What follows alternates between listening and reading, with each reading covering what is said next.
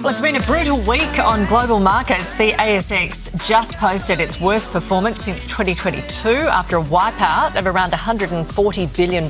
And with Australian super funds heavily invested in the United States, where markets are being rattled by the Middle East tensions at the moment, many Aussies are asking what this means for their super. Joining us now is Andrew Fisher from Australia's second largest super fund, Australian Retirement Trust. Good to have you with us. So markets are down. Should people be worried about their super right now, do you think?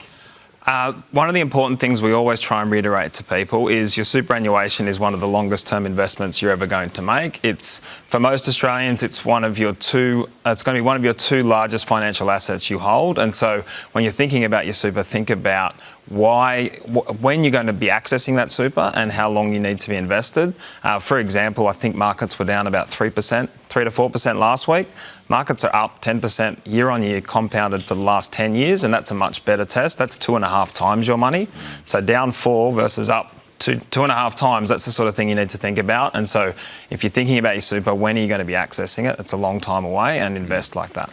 So when you see us doing the headlines saying it's all down, it doesn't sound good. There are B's in front of the billions that we're losing. Do you just not log in? Look, I think we really like people to engage. So being engaged with your super is really good. And so even in an environment like this, we're here to reassure our members. And so we wouldn't say to people don't log in, but certainly think about doing things over the long term. And if you are worried, call us or speak to a financial advisor, speak to someone who can help reassure you. You shouldn't be sitting there on your own worrying about this. There are people out there that can help you. Okay, take us through, if you're in your 30s, 40s, 50s or close to retirement right now, what should you do right now? Well, I think first and foremost, on every superannuation fund's website, we have these tools on our website. If you want some help, think about where is your super setting you up to be over the long term? So have you got the right investment strategy for your long-term retirement goals?